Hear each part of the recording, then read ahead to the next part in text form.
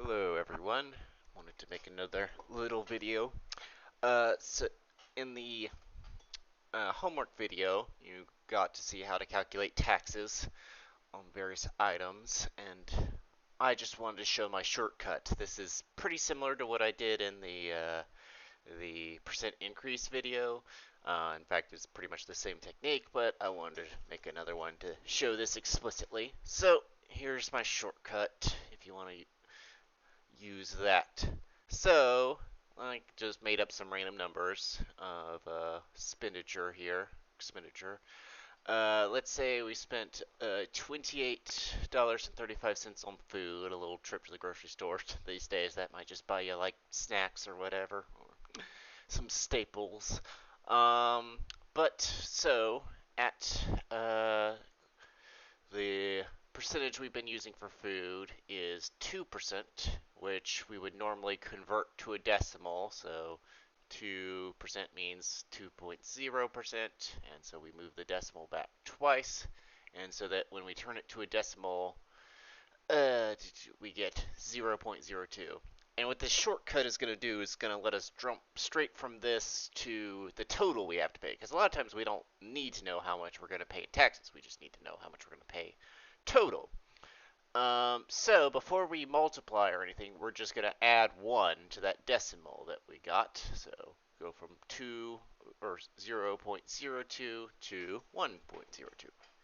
Now to get the total that we're going to pay, we're going to take that $28.35 and multiply it by the 1.02. So this will make it so that it includes both the original price, that's where adding the 1 gives us, and the amount we're going to pay in taxes. So just plug that into Google right here, and we get that we're going to be paying about $28.89. So 2% tax doesn't add too terribly much, which is good for something like food, in my opinion, a staple, all that. Yep, so just rounding 28.886 up to 28.89, we get the total that we're going to have to pay is $28.89. So then something that's not food, we went through the combined taxes between state and federal of about 7.5%. Once again, we do the same trick where we move the decimal over twice and get decimal of 0.075. Once again, so that we can include both the original price and the tax rate, we're going to add 1 to it. If it helps to think by the 1, you multiply 1 by your original cost, that you just get your original cost back. 1 times 52.35 gives you $52.35.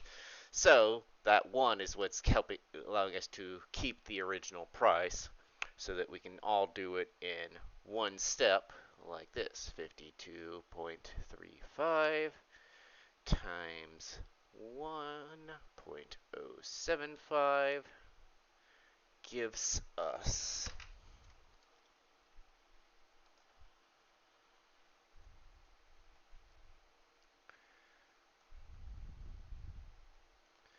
56.28. So the difference is a bit bigger, both because the tax rate is higher, but also because we just started with more money to begin with, or more spending to begin with.